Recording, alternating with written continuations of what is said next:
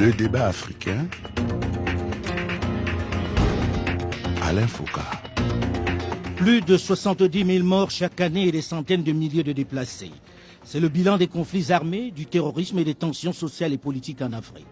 Malgré les très médiatiques déploiements des forces de maintien de la paix, les interventions des grandes puissances avec leurs impressionnants moyens techniques, les sommes faramineuses dépensées, les multiples sommets et forats et les solutions savantes qui en sortent, le nombre de guerres sur le continent a doublé en 10 ans. Ce qui fait d'ailleurs douter des millions d'Africains sur la volonté réelle des puissances du Nord d'œuvrer pour une paix définitive.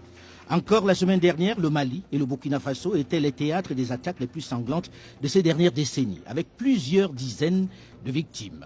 Devant l'impuissance caractérisée des moyens techniques et financiers mis en œuvre, et si on écoutait le point de vue et les solutions des dirigeants africains.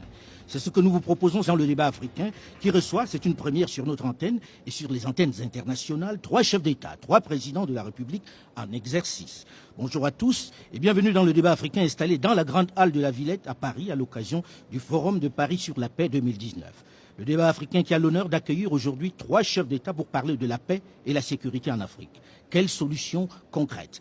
D'abord, le président Idriss Déby Itno du Tchad. Bonjour, Monsieur le Président, et merci d'avoir répondu à notre invitation. Merci, bonjour à vous aussi. Également sur ce plateau, le président Issoufou Mahamadou du Niger est président en exercice de la CEDEAO, la Communauté économique des États de l'Afrique de l'Ouest. Bonjour, Monsieur le Président, et merci d'être là. Bonjour. Notre troisième invité est le président Félix Tshisekedi de la République démocratique du Congo. Bonjour, Monsieur le Président, et merci d'être là. Bonjour, Alain. Vous êtes finalement le seul à ne pas être d'Afrique de l'Ouest, ici sur ce plateau. Mais il y a 2 Afriques centrales. Je suis d'Afrique quand même, c'est l'essentiel. Alors, rarement la violence n'a atteint un tel niveau. La semaine dernière, c'était 49 soldats maliens qui étaient tués à Indeliman au cours d'une attaque terroriste. Quelques jours après, c'est un convoi de la société minière canadienne Semafo qui, à son tour, était la cible des terroristes. Bilan, 38 morts. Bref, il ne se passe plus une seule semaine sans que l'on compte les victimes civiles et militaires dans la région du Sahel. Et les attaques sont de plus en plus sophistiquées, font plus de victimes. Alors, j'ai envie de commencer en posant la question au président Idriss Déby. Comment expliquer cette recrudescence de la violence terroriste? Merci, Alain Foucault. Vous n'ignorez pas que depuis 2014, ou précisément depuis la déflagration de l'État libyen, les conséquences directes de cette action qui a été menée par l'OTAN, les pays du Nord, nous ont donc créé comme conséquence directe, qui était d'ailleurs prévisible, puisque nous avons mis en garde avant la première frappe de la Libye en son temps. On ne nous a pas écoutés. On n'a pas écouté la voix du continent.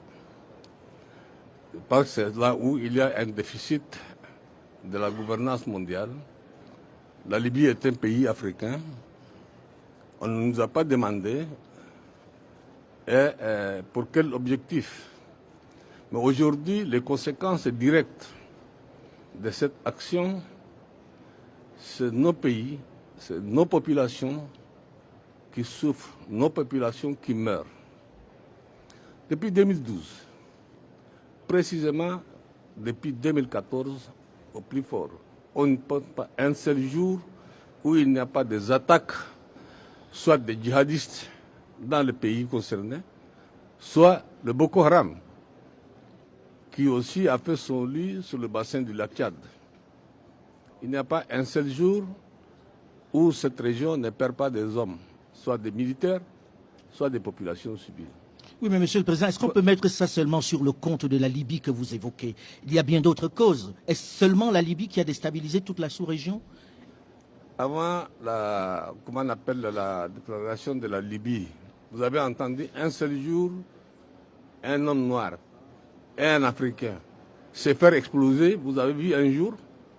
Nous l'avons vu en en février, précisément le 21 février 2014. La première explosion d'un homme qui s'explose pour tuer les autres noirs. Ça, c'est quelque chose qui n'existait pas chez nous. Ça a pris naissance après la destruction de l'État libyen. L'État libyen, vous le savez, c'était un des pays les plus armés du continent. Toutes ces armes toutes ces armes, aujourd'hui, ne se trouvent pas dans les magasins, mais toutes ces armes se trouvent au sud du Sahara, dans le Sahel, dans nos propres pays. Donc, ça a pris naissance dans une région du Sahel qu'on appelle, vous partez du Mali jusqu'au nord du Tchad, et qui est une région d'austérité où la pauvreté sévissait déjà avant. Oui, mais est-ce que ce n'est pas cette pauvreté qui était déjà le lit avant même que l'on ne déstabilise le Tchad? Est-ce qu'on ne peut pas dire qu'il y avait déjà un terreau fertile, M. Issoufou Mahamadou? Est-ce qu'il n'y avait pas déjà un terreau fertile avant la déflagration de la Libye, comme on dit? Bien, je vous remercie. Je voudrais commencer par dire, pour répondre à votre question, qu'aujourd'hui, au Sahel et dans le bassin du lac Tchad, pour paraphraser quelqu'un, il n'y a que du sang et des larmes. Partout. De la Mauritanie au Tchad, de la Libye au Burkina Faso. Nous avons des menaces liées au terrorisme, nous avons des menaces liées aux organisations criminelles. Ces menaces sont des menaces stratégiques.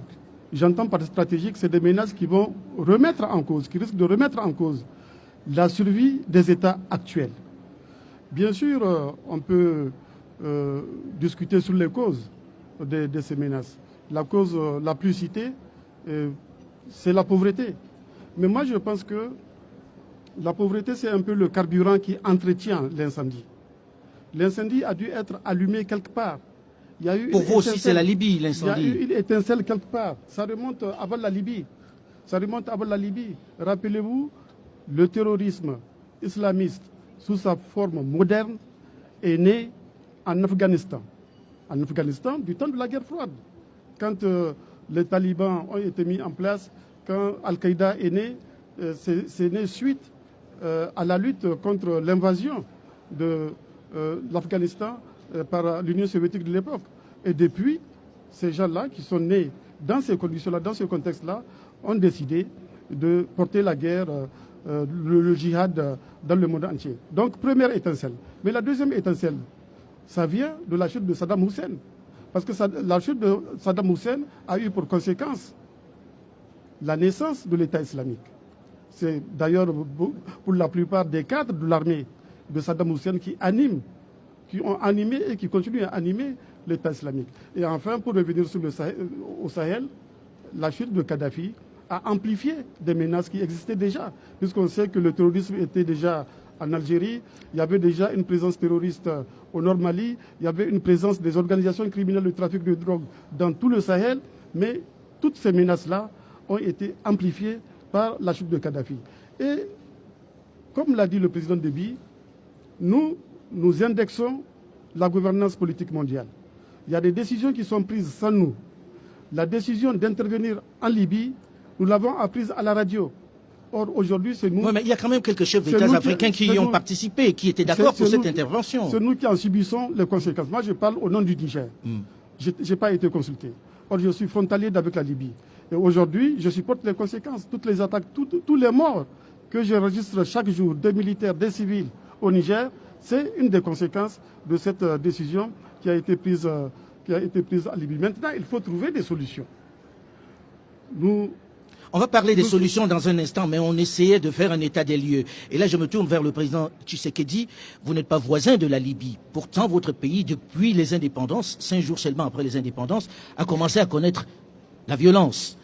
Comment expliquer dans votre cas que jusque-là, 60 ans quasiment après, on soit toujours dans une situation sécuritaire instable?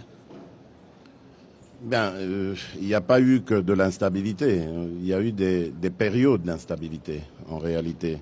Il y a eu la première instabilité due au conflit post-indépendance.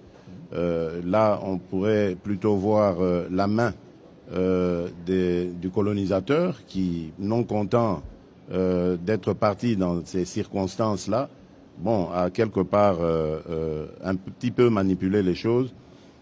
Ajouter à cela l'immaturité, j'allais dire, de la génération de l'époque, ça il faut l'avouer. Ils venaient d'avoir l'indépendance, de se libérer du joug colonial, et donc il n'y avait pas assez d'expérience politique. Le réflexe tribal aidant, plus un peu de manipulation, cela a donné ce que nous connaissons, que nous avons déploré. Puis ensuite, il y a quand même eu une période d'accalmie. Accalmie obtenue quand même, disons-le, par une méthode forte. Sous Mobutu Sous Mobutu. Mais malheureusement, cette gestion, disons-le, du régime Mobutu a provoqué une sorte d'instabilité post-Mobutu à cause de son émission dans certaines façons de faire dans les pays voisins. Donc je pense à l'Angola, où le Zaïre de l'époque avait soutenu une rébellion qui a été très sanglante d'ailleurs de Jonas Savimbi. Je pense au Rwanda où les affinités entre le défunt maréchal Mobutu et le défunt président Juvenal Habyarimana ont eu des conséquences sur la période d'après le génocide. Et donc voilà, je pense qu'il y a eu comme ça aussi un peu de cette responsabilité. Donc le Congo en lui-même ne porte pas en lui donc des germes d'autodestruction ou de guerre, d'instabilité. Cette instabilité s'est invitée chez nous, un petit peu aussi à cause de nous, mais surtout par le fait évidemment de ces groupes armés. Rarement on entend dire à cause de nous, c'est généralement les autres. J'ai envie de dire, là j'ai 3 chefs d'État ici, on va parler franc, très très franc. Si on devait vous dire quelle est votre part de responsabilité dans ce qui se passe, bien sûr on va évoquer la responsabilité des autres puisque vous avez commencé à en parler. Mais si je me tourne vers le président Déby, j'ai dit votre pays connaît cette situation sécuritaire difficile depuis des années. Si vous deviez dire notre part des responsabilités, ce serait quoi? Que n'avez-vous pas fait pour qu'il y ait ces djihadistes chez vous, pour qu'il y ait cette instabilité? C'est Alain Pouka. Je pense que vous me posez une question qui va sortir en dehors du sujet auquel nous traitons. Vous voulez que je parle de l'histoire, en fait, disons, des événements que le pays a connus? Non, ce que vous faites aujourd'hui pour bloquer les djihadistes, pour empêcher qu'il y ait cette situation de guerre permanente dans nos États. C'est ce que nous faisons. Nous avons pris beaucoup d'initiatives. D'abord, individuellement, chacun de nos pays. Et après, nous nous sommes rendus compte que pris individuellement, aucun de nos pays ne peut s'en sortir seul. C'est ce qui nous a amené à créer la force de gestion conjointe. Cette force, qui est composée de plus de 9000 hommes, n'est pas opérationnelle jusqu'au jour d'aujourd'hui. On va en parler parce qu'on va aller progressivement, Monsieur le Président. Oui. Tout à l'heure, le président Mahamadou Issoufou évoquait la pauvreté.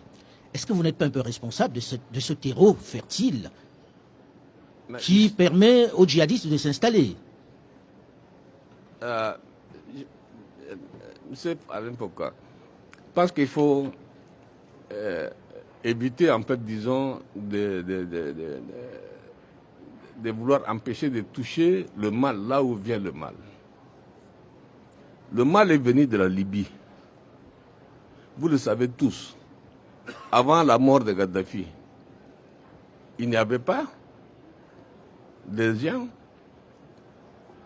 qui quittaient la Libye pour aller en Europe, des immigrés. Mais ça, c'est la pauvreté, monsieur le Président. Attendez. Mais il y avait au moins plus de 500 000 Africains qui travaillaient en Libye. Il ne faut pas oublier cela.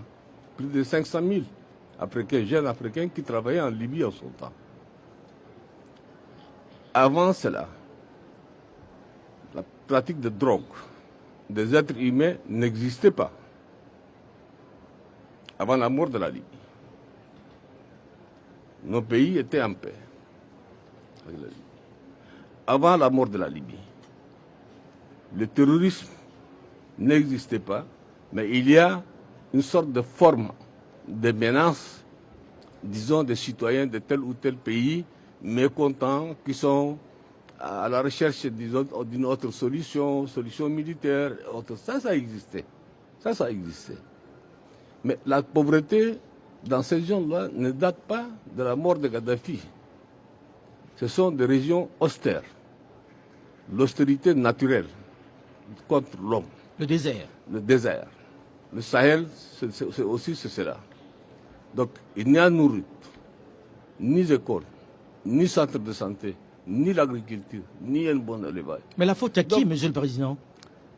Cette faute revient à nous, les gérants de nos pays. Ça, nous, on s'assume en ce qui concerne cela. Et nous sommes aussi conscients aujourd'hui que la lutte contre le terrorisme avec les armes seule ne peut pas résoudre la question. Il faut les deux options, développement et en même temps lutter contre le terrorisme. Et c'est pour ça que nous avons initié ce qu'on appelle le programme intérimaire prioritaire, PIP, dans le cadre du G5 Sahel. Nous avons eu plusieurs rencontres dans nos pays, différemment, à Bruxelles, et des amis, des donateurs, des partenaires techniques et financiers nous ont promis plus de 12 milliards de dollars, n'est-ce pas, pour développer cette zone sensible, cette zone qui peut être le terreau où le terrorisme peut facilement s'installer dans cette zone. Nous avons fait nos projets, mais jusqu'au jour où je parle, en ce qui concerne le Tchad, aucun de ces projets n'a été financé. On n'a pas de financement. On nous accorde le bénéfice des doutes. Qu'on nous donne cet argent, on a créé des structures parallèles qui doivent jouer l'intermédiaire entre nos États. Quand vous dites et « on », les Monsieur le donateurs. Président, vous avez dit on va parler Je franc. prends le cas de l'Union européenne. Oui. Oui. Le cas de l'Union européenne. C'est tout ce qui a été financé. Qu'est-ce qu'on a demandé? 12 milliards d'un côté pour le développement et 400 millions de dollars pour équiper nos armées, pour faire face à la situation de l'agression, de l'insécurité contre le Boko Haram. Sur les 400 millions, rien, jusqu'à nos jours. Sur les 12 milliards, rien, jusqu'à nos jours. Alors, Donc, vous le savez très bien, nos pays sont pauvres. Et nous consacrons aujourd'hui plus de 20% pour certains pays, 30% pour d'autres pays de notre budget pour supporter, pour lutter contre le Boko Haram. Et la lutte contre le terrorisme n'est pas un problème simplement qui concerne les pays du G5. Quand il a été question de lutter contre le terrorisme dans le Moyen-Orient, là-bas il y a du pétrole, il y a tout. Plus de 200 avions de guerre ont été mobilisés. N'est-ce pas? Des milliards ont été mobilisés. Et quand il s'agit de l'Afrique, c'est parce qu'on estime, n'est-ce pas, les grandes puissances, ceux qui maintiennent, ceux qui ont la technologie, ceux qui ont les moyens, estiment que ce n'est pas une priorité pour nous. Alors là, ça revient souvent, Monsieur le Président. C'est pas que ça revient souvent. La réalité, c'est cela. Alors là, la réalité, c'est cela. Lorsqu'on écoute de plus en plus il en manque une gouvernance mondiale déséquilibrée. Et les gens oublient une chose. L'Afrique est un continent qui a plus d'1,5 milliard, d'1,2 milliard d'habitants. C'est une force. Qu'on nous dise que nous sommes pauvres aujourd'hui. Mais cette pauvreté vient d'où? Remontons à notre histoire. Le continent est riche. Notre continent regorge de richesses. Les autres continents n'en ont pas. On va pas revenir dessus parce qu'on n'en a pas le temps, Président. Non, on n'en a pas le temps. Je voulais qu'on aille sur ce qui est sécuritaire d'aujourd'hui. C'est lié, en fait.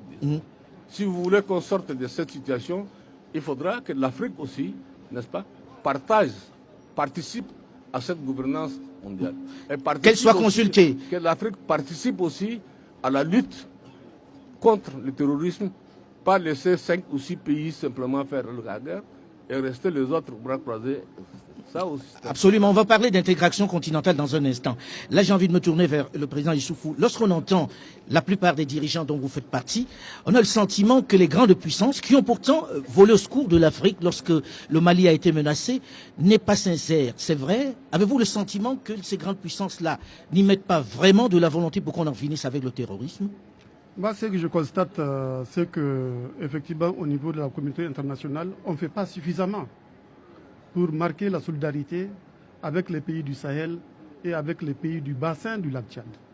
Comme le président Déby l'a dit, chacun de nos pays, pris isolement, investit parfois 20% de ses ressources budgétaires dans la lutte contre le terrorisme. Nous avons, au-delà de ce que nous faisons au niveau de chaque pays, décidé de mutualiser nos capacités de lutte contre le terrorisme. Dans le bassin du lac Tchad, nous avons mis en place la force mixte multinationale avec 4 pays, le Cameroun, le Tchad, le Niger et le Nigeria. Et dans le Sahel, nous avons mis en place la force conjointe du G5 Sahel avec 5 pays, la Mauritanie, le Mali, le Burkina, le Niger et le Tchad. Nous faisons donc le maximum pour faire face aux menaces auxquelles nos populations sont confrontées. Mais nous avons besoin aussi de la solidarité de la communauté internationale, qui est en partie responsable des menaces auxquelles nous sommes confrontés aujourd'hui. Je peux prendre l'exemple de l'Afghanistan. C'est des centaines de milliards de dollars qui ont été investis de 2001 à 2014 dans le cadre de la coalition de lutte contre le terrorisme mise en place mais l'Afghanistan n'a pas retrouvé la paix. Même chose, mais malheureusement, c'est pour dire que même dans le Sahel, ça va être long. Parce que souvent, on entend dire que les États du Sahel n'ont pas de stratégie, etc. C'est pour cela que la lutte contre le terrorisme piétine. Il n'y a rien de plus faux. L'exemple de l'Afghanistan le prouve. Il y a toutes les grandes puissances armées du monde qui sont en Afghanistan depuis 2001 et qui n'ont pas pu vaincre définitivement le terrorisme. On peut prendre l'exemple de la Syrie également et de l'Irak. La coalition qui a été mise en place, le président Déby vient de le dire, a mis à la disposition de la coalition des centaines d'avions de combat, ce qui n'est pas le cas aujourd'hui du Sahel. Regardez dans le Sahel, qu'est-ce qui se passe? Nous avons mis en place la force conjointe. Nous avons demandé à la communauté internationale de mettre cette force conjointe sur le chapitre 7 de la Charte des Nations Unies. On n'a pas obtenu ça. Nous avons... Que dit la Charte 7 des Nations Unies? La charte, le chapitre 7 dit qu'il faut avoir recours à la force pour faire face à une menace qui pèse donc, sur un pays membre des Nations Unies. C'est le cas des pays du Sahel qui sont aujourd'hui menacés. Donc la communauté internationale devrait se mobiliser autour de cette préoccupation. Même chose quand on prend la MINUSMA, la mission de stabilisation du Mali. On a demandé à ce qu'on change de mandat à la MINUSMA. Parce que pour l'instant, le mandat de la MINUSMA se limite au maintien de la paix. Or, au Nord Mali, il ne s'agit pas de maintenir la paix, il s'agit de faire la guerre contre le terrorisme. C'est pour cela que nous avons demandé à ce qu'un mandat plus offensif soit donné à la MINUSMA. Mais quand on vous entend, Monsieur le Président, on se dit, vous êtes avec ces dirigeants dont vous parlez, ces grandes puissances. Vous leur dites ce que vous dites là? Est-ce qu'ils ne vous écoutent pas? Mais on leur dit ça. Ils nous écoutent. Je vois le président Déby qui en sourit. On leur dit ça. Et encore une fois, on revient à la question de la gouvernance politique mondiale, qui n'est pas démocratique. Qu'est-ce qu'ils vous répondent, Monsieur le Président, de façon très concrète? Qu'est-ce qu'ils vous disent quand vous dites voici la solution? Ils ne vous écoutent pas? Ils pensent que vous n'êtes pas qualifié pour en parler? Mais en tout cas, dans la pratique, on constate qu'il n'y a pas de solidarité suffisante pour nous permettre de faire face aux menaces auxquelles nous sommes confrontés. Donc il y a la question de la gouvernance politique qu'il faut changer. Il y a la question de la gouvernance économique, on y viendra. En ce qui concerne la question de la pauvreté qui n'est pas... On dit que c'est la cause du terrorisme. Ce n'est pas tout à fait vrai. Moi, comme j'ai dit, la pauvreté, c'est le carburant qui entretient le terrorisme. Parce qu'il y a la pauvreté... Mais sans carburant, la voiture ne marche pas dans le même temps. Il y a la pauvreté ailleurs dans le monde. En Amérique latine, il y a la pauvreté, il n'y a pas le terrorisme islamiste.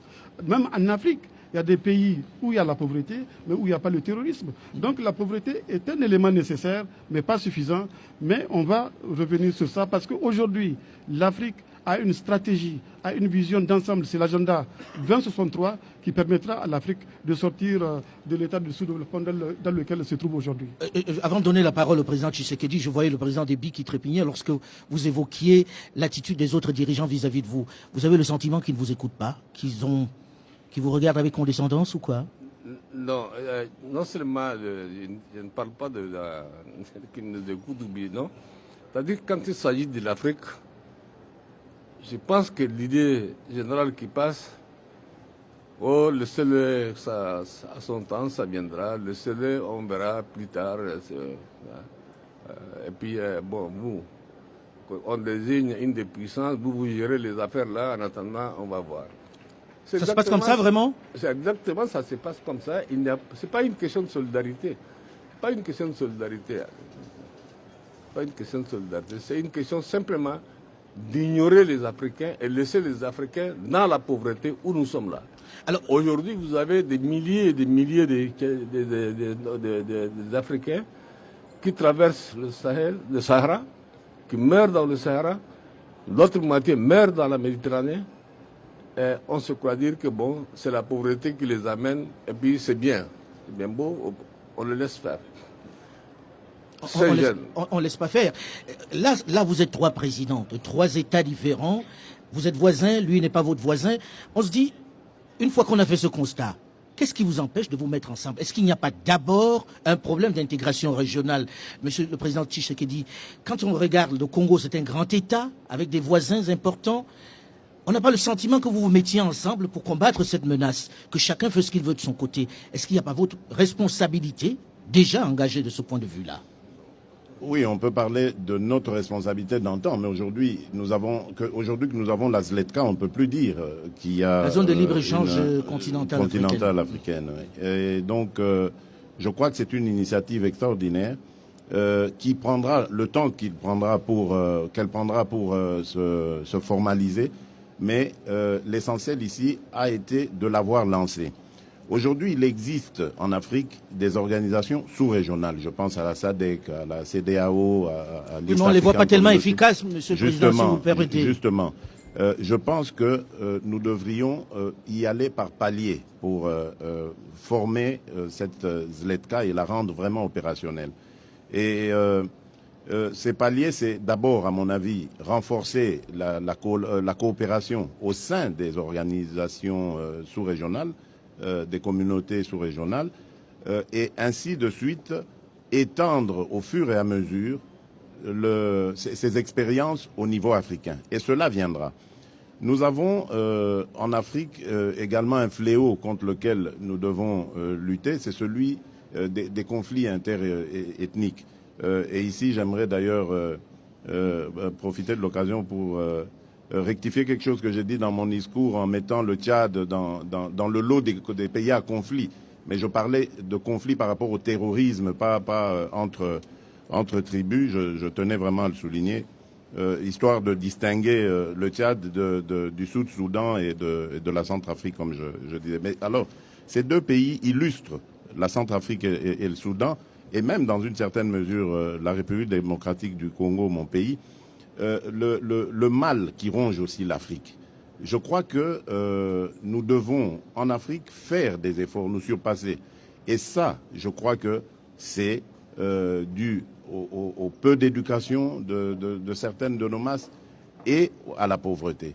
Je crois que si nous luttons contre ces fléaux, nous aurons fait un bond extraordinaire en avant et nous serons prêts, avec nos populations, à consolider cette zone de libre-échange continentale. Monsieur le Président, vous savez très bien que la plupart des Africains, quand ils écoutent cette zone de libre-échange continentale, on en rêve depuis des décennies. Mais en même temps, lorsqu'on regarde le Congo avec ses voisins, il est plus difficile de faire ce qu'on fait en Afrique de l'Ouest ou avec le G5 Sahel, c'est-à-dire réunir les chefs pour combattre les menaces. Est-ce que les dirigeants de cette région-là ne sont pas trop jaloux de leur prérogatives, de leur pouvoir, au point d'oublier qu'ils ont besoin de se mettre ensemble pour combattre cette insécurité? Non, je ne pense pas. En Afrique centrale, c'est un peu plus difficile. Je suis à la tête du Congo depuis 10 mois à peu près, on va dire, et j'ai sillonné quasiment tous les pays voisins, tous les pays de la région des Grands Lacs de l'Afrique centrale, et je peux dire que je n'ai trouvé aucun chef d'État qui soit hostile à ce genre d'initiative. Je pense qu'il faut au contraire redoubler d'énergie. Parce que aujourd'hui, je crois qu'il y a une génération de dirigeants africains qui ont compris la nécessité de mettre nos billes ensemble. Et la Zletka le prouve. Et nous devons continuer, c'est un devoir. Il faut continuer cet échange entre nos peuples. Et c'est possible. Mais il faut dire qu'il y a ce déficit d'infrastructures qui aussi constitue une sorte de barrière entre nos peuples. Et c'est pour ça qu'il y a des tas de projets intégrateurs qui sont imaginés, initiés dans le but de favoriser ces échanges culturels économiques et bien d'autres entre nos peuples. Et ce n'est qu'une question de temps. Je suis sûr que cette intégration réussira et les fléaux, une fois débarrassés, feront que l'Afrique recouvrera la paix. Mais du temps, on n'en a pas, justement. Du temps, les gens meurent tous les jours, on voit ce qui se passe au Burkina.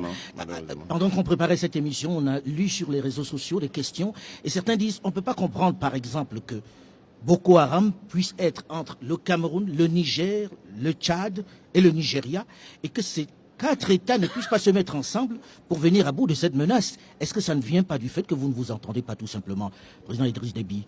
Non, c'est faux. Nous nous entendons parfaitement bien. Mais comment ne pas les prendre en étau alors? Nous avons créé ce qu'on appelle la force mixte multinationale, qui a son siège à N'Djamena. L'état-major de cette force est à N'Djamena. Les forces opérationnelles. Nous avons, je le dis en connaissance de cause, affaibli certes Boko Haram, mais Boko Haram aussi a le constat qu'on a fait bien sûr, résilience extraordinaire. Parce que la source c'est où? C'est à partir de la Libye que Boko Haram reçoit la formation, c'est à partir de la Libye que Boko Haram reçoit des armes, c'est à partir de la Libye que Boko Haram reçoit des renforts. Mais pour ce qui concerne la force mixte multinationale, je pense que les choses se déroulent bien. Nos forces sont ensemble, soit à l'intérieur du Nigeria, soit à l'intérieur du Niger. Il y a 3 fuseaux, 3 secteurs. Tous les 3 secteurs sont opérationnels. Oui, mais pendant un moment, on voyait ne pas pouvoir poursuivre des terroristes qui allaient d'un territoire à un autre. La poursuite, ça s'est fait. Ce n'est pas interdit. Nous avons créé cette force pour permettre la poursuite, en fait, sur le territoire, sur quelque territoire que ce soit. Donc, cette force a comme on appelle, surtout l'ensemble des bassins conventionnels du lac Tchad, à l'autorité, sous l'autorité du secrétaire général, du secrétaire exécutif du CBLT, la commission du bassin du lac Tchad, qui a aussi son siège à N'Djamena. Donc, c'est sous cette autorité-là que cette force opère sur l'ensemble des bassins conventionnels du lac Tchad. Et on ne peut pas dire qu'on n'a pas de résultats. On a des résultats. Oui, mais lorsqu'on écoute les morts sur le terrain, on se pose la question de savoir s'il y a vraiment des résultats. Le nombre de morts sur le terrain, là, on parle du cas du Burkina, on parle du cas du Mali. Le nombre augmente chaque jour. Quand on parle de bassin du lac Tchad, Boko Haram, oui. C'est différent que les djihadistes, en fait, disons, islamistes, qui opèrent à la frontière Niger et Mali. C'est la même famille, tout ça, non? Niger, c'est à peu près les mêmes, mais simplement, ça c'est encore une autre obéissance, en fait, disons, de l'État islamique, qui opère entre le Niger, le Burkina et le Mali. Monsieur le Président Issoufou, je voulais vous...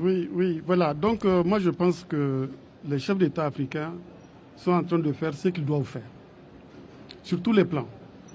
Sur le plan de la sécurité, le président Déby vient de le dire, en ce qui concerne le bassin du lac Tchad, nous mutualisons nos capacités opérationnelles et de renseignement. Même chose au niveau du Sahel, nous mutualisons là également nos capacités opérationnelles et de renseignement pour faire face à ce menace. Ça, c'est la sécurité. Nous sommes conscients du fait qu'on ne peut pas continuer à sous-traiter notre sécurité à d'autres. Nous sommes conscients de ça et nous sommes en train de renforcer les capacités de nos armées, qu'elles soient capacités opérationnelles, qu'elles soient capacités de renseignement. Mais il faut dire aussi, rappeler l'histoire, que nos forces armées ont été affaiblies pendant longtemps. Nos forces armées ont été affaiblies par les programmes d'ajustement structurel successifs qui ont été imposés au continent africain, parce qu'il faut se souvenir qu'il y a des années où on a cru penser que mettre l'argent dans la sécurité, mettre l'argent dans les forces de défense et de sécurité, c'est jeter l'argent par la fenêtre. On ne s'est pas rendu compte de la liaison étroite qui existe entre sécurité et développement. Pour développer nos pays, il faut la sécurité, et pour avoir la sécurité, il faut aussi le développement. Sur tous ces domaines-là, je pense que les chefs d'État africains sont conscients de ce qu'il faut faire. On dit souvent que nous ne prenons pas nos responsabilités. On dit souvent que nous n'avons pas de vision. On dit souvent que nous n'avons pas de stratégie. Il n'y a rien de plus faux. Aujourd'hui, l'Afrique change. L'Afrique est en train de se transformer. L'Afrique est en train de connaître un taux de croissance extrêmement important. À peu près, dans beaucoup de pays, on enregistre des taux de croissance de 5-6% et même des taux de croissance à 2 chiffres. Vous prenez un pays comme le Niger. Depuis 8 ans, nous avons un taux de croissance moyen de 6%. Les perspectives nous donnent un taux de croissance annuel moyen de 7%. Il y a beaucoup de pays. Mais dans le même africains. temps, on dit que c'est une Attendez. croissance qui s'appuie sur les matières premières, que ce n'est J- pas... J'arrive à ça. Effectivement, c'est une croissance qui s'appuie sur les matières premières. C'est une croissance qui est portée par des secteurs peut-être comme le secteur primaire ou le secteur tertiaire informel. C'est une croissance qui n'est pas portée par le secteur secondaire, par l'industrialisation. Et c'est ça que nous avons décidé de faire dans le cadre de l'agenda 2063. Et c'est ça le sens de la zone de libre-échange continentale que nous sommes en train de mettre en place pour que le marché africain, qui est aujourd'hui balkanisé en 55 petits marchés, soit un marché unique de 1,2 milliard de consommateurs aujourd'hui. Ils seront 1,7 milliard de consommateurs en 2030. On sera 4,5 milliards de consommateurs, 40% de la population mondiale de 2100. Mais ce marché de libre-échange continental, pour qu'il ne soit pas une coquille vide, il faut d'autres projets, mettre en œuvre d'autres projets, mettre en œuvre d'autres plans. Et c'est ça qu'on a perçu. On a conçu un plan de développement des infrastructures en Afrique. L'Afrique a besoin de chemins de fer, a besoin de routes, a besoin d'aéroports, a besoin... Mais qui doit faire ces infrastructures, Monsieur le Président? J'arrive. Si ce ne sont pas les Africains. Mais c'est ce que nous avons décidé de le faire nous-mêmes. Et nous ne comptons pas, nous comptons de moins en moins sur l'aide publique au développement. Ce que nous voulons, c'est les investissements directs étrangers, comme beaucoup de pays qui se sont développés, les pays d'Asie, etc., qui se sont développés, non pas avec l'aide publique au développement, mais avec l'investissement direct étranger, pour transformer nos économies, pour industrialiser l'Afrique, pour mettre fin à cette situation où l'Afrique est un réservoir de matières premières. Et on dit que l'Afrique est riche et où on ne de ces transforme matières rien. premières. On ne transforme rien, justement. Il faut transformer sur place les matières premières africaines. C'est cela qui permettra à l'Afrique de se développer. C'est cela qui permettra à l'Afrique de donner des emplois aux millions de jeunes Il s'agit qui d'abord de arrivent. cela. Des Pour millions de combattre jeunes, le terrorisme. des millions de jeunes qui arrivent sur le marché du travail. Aujourd'hui, 7 à 10 millions de jeunes arrivent sur le marché du travail en Afrique. Alors que leur proposez-vous? Et ils seront 30 millions. Ce que je propose, c'est ce que je viens de dire. Moi, au Niger, j'ai un plan de développement du Niger. Au Tchad, le président Déby a un plan de développement du Tchad. Au Congo, il a un plan de développement. Mais en plus de ces plans de développement nationaux, nous avons un projet commun, c'est l'agenda 2063. Avec la zone de libre-échange continentale, avec le développement des infrastructures, avec le développement commun de l'agriculture, parce que l'Afrique dispose de 60% des terres arables non cultivées au monde. Il faut mettre tous ces potentiels-là en valeur. Nous avons une vision minière africaine. Tout cela, nous sommes en train de mettre ça en œuvre, mais ça ne date que de 2013. Donc vous n'allez pas penser que c'est en 5 ans, 10 ans qu'on peut transformer la situation de l'Afrique. Mais l'Afrique a pris le bon chemin, nous sommes sur la bonne voie et vous allez voir, l'Afrique va surprendre le monde au XXIe siècle. On espère vivre pour voir tout cela. Dans le même temps, on m'a dit, si vous êtes avec les présidents, demandez-leur, parce qu'on n'entend pas leurs solutions sur cette guerre contre le terrorisme. Ils sont inaudibles, on entend les autres. Alors, dans la seconde partie de ce magazine, j'ai envie que vous fassiez des propositions très claires. Qu'attendez-vous pour mettre fin à ce terrorisme dans vos territoires? Quelle est votre stratégie, de façon très très concrète, le président Déby? Il y a, il y a à Ouagadougou, nous avons tenu dernièrement un sommet. Un sommet, je dirais 2 sommets. Sommet de G5 et sommet CEDEAO, auquel nous avions participé aussi. Qu'est-ce que nous avons pris comme décision? La décision que nous avions prise, bien, les partenaires et les amis financiers et techniques ne veulent pas venir nous soutenir. Faisons en sorte que nous-mêmes nous sortons nos moyens, n'est-ce pas, pour déployer les forces sur le théâtre le plus fragile. Donc la frontière Mali, Burkina, Niger. Cette décision va se faire appliquer. Elle est africaine, celle-là. Nos ministres de la Défense se sont réunis dernièrement. Nos chefs d'état-major se sont réunis dernièrement. Donc le but, c'est quoi? Utiliser nos propres moyens pour la lutte contre les djihadistes, en attendant que la communauté internationale se réveille Et en attendant aussi que les autres pays africains se réveillent. Parce que cette lutte-là n'appartient pas simplement aux 5 pays. Ça ne concerne pas ça. La lutte contre le terrorisme, c'est une lutte planétaire. N'est-ce pas? C'est une maladie planétaire. Comme solution, la lutte doit être aussi une lutte de l'ensemble des pays du planète. Donc, nous avons des solutions d'engagement propre par nous-mêmes, en attendant que la solidarité sonne quelque part. Mais il y a beaucoup de gens, surtout certains médias, les connaisseurs du continent africain, qui parlent souvent avec pessimisme du continent africain, avec pessimisme des chefs d'État africains.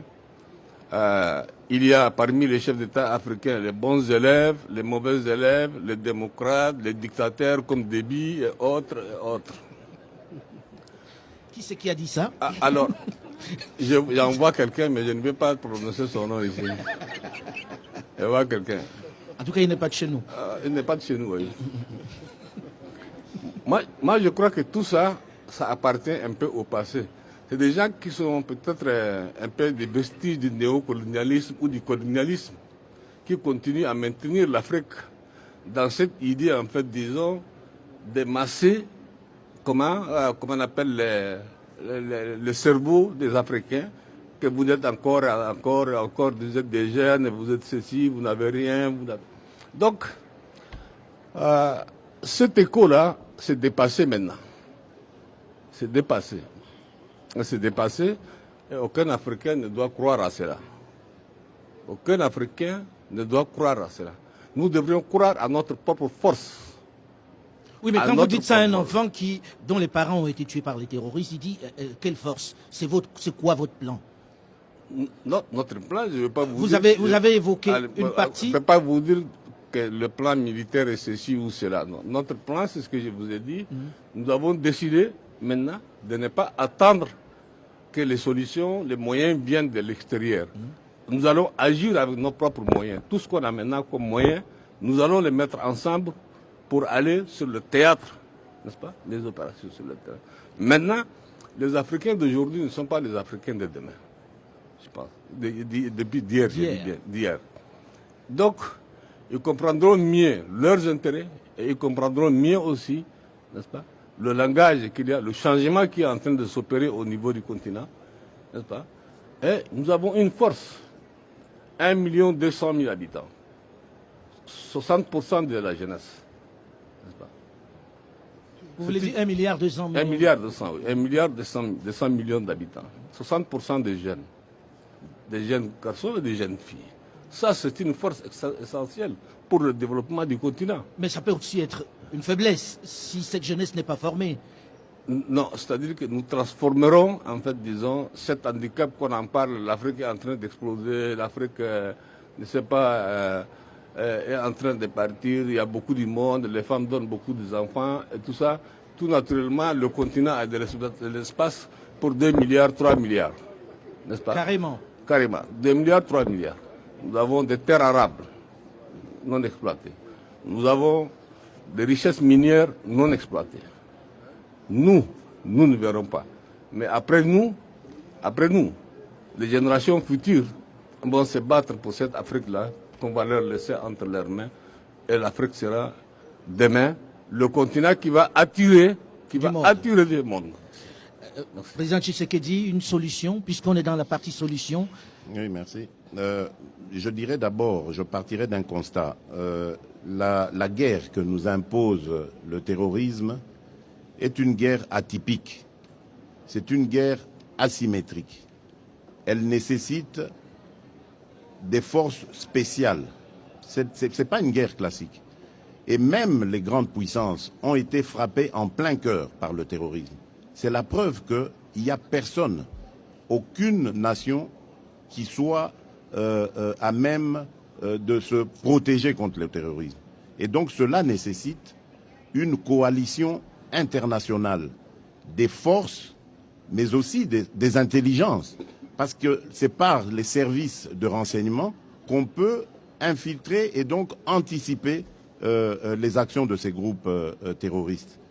Et c'est plus que jamais nécessaire. C'est en ça peut-être que l'Afrique peut se tourner vers ses partenaires.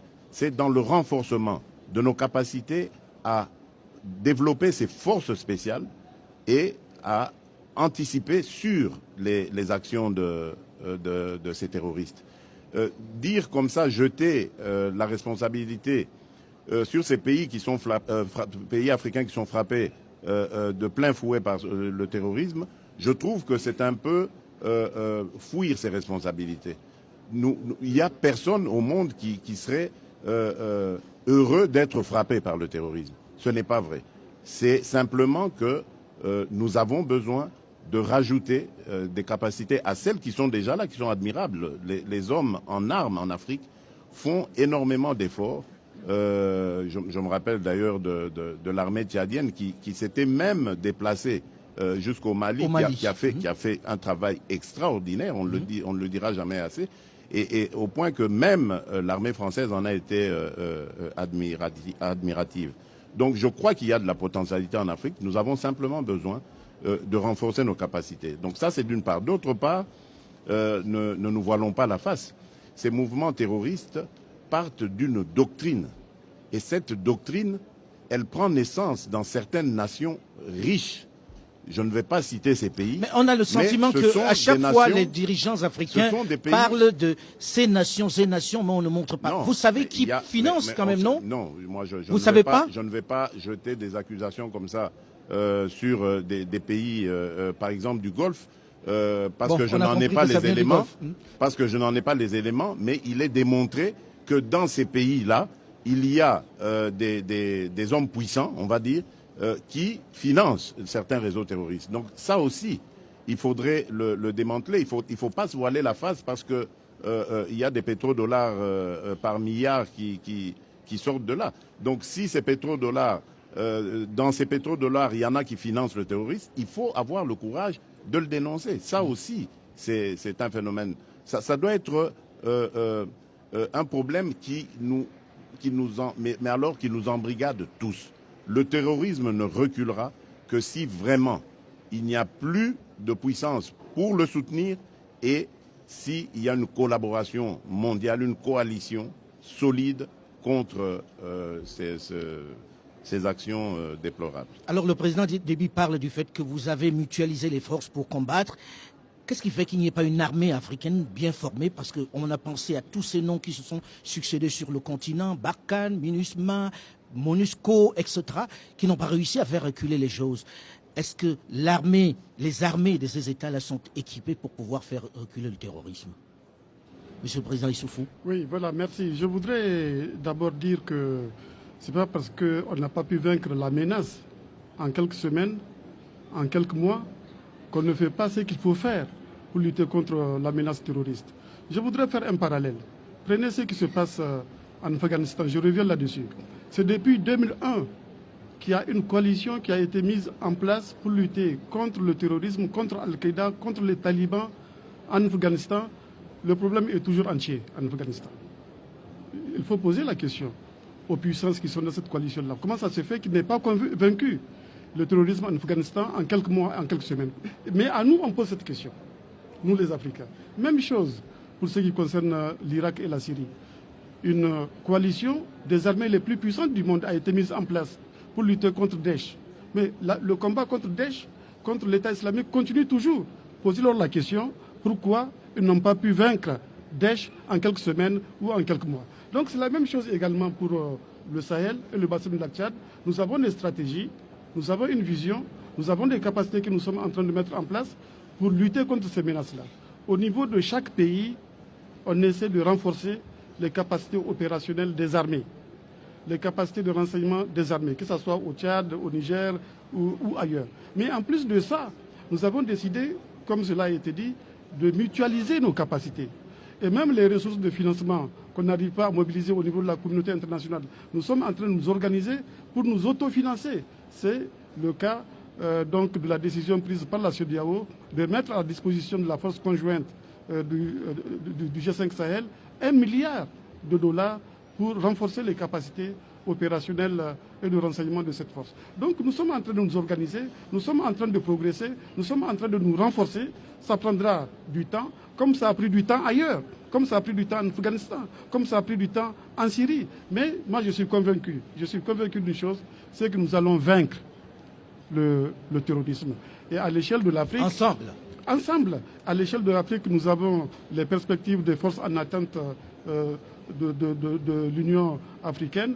Tout cela, tous ces mécanismes-là, pour créer les conditions de la paix en Afrique, sont en train d'être mis en place. Et d'ailleurs, rappelez-vous que l'Afrique avait pour objectif de faire taire les armes en 2020. Absolument. Malheureusement, cela ne, en 2020, les armes se seront battues. Malheureusement, cela ne sera pas possible, mais cela ne veut pas dire que ça ne sera pas possible plus tard. Merci en tout cas. Nous arrivons au terme de cette édition spéciale du débat africain qui accueillait aujourd'hui les présidents Idriss Déby du Tchad, Félix Tshisekedi de la République démocratique du Congo et Issoufou Mahamadou du Niger. Merci messieurs les présidents d'avoir accepté de participer à ce rendez-vous. Une première sur les antennes des médias. 3 chefs d'État africains qui prennent le temps ensemble de débattre sur la durée, sur un thème aussi important.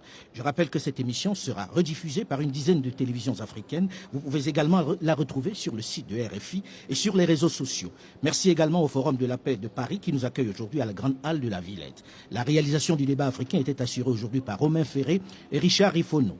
Jérémy Besset, Delphine Michaud et Alain Foucault, nous vous donnons quant à nous rendez-vous la semaine prochaine, même heure, même fréquence pour un autre débat africain.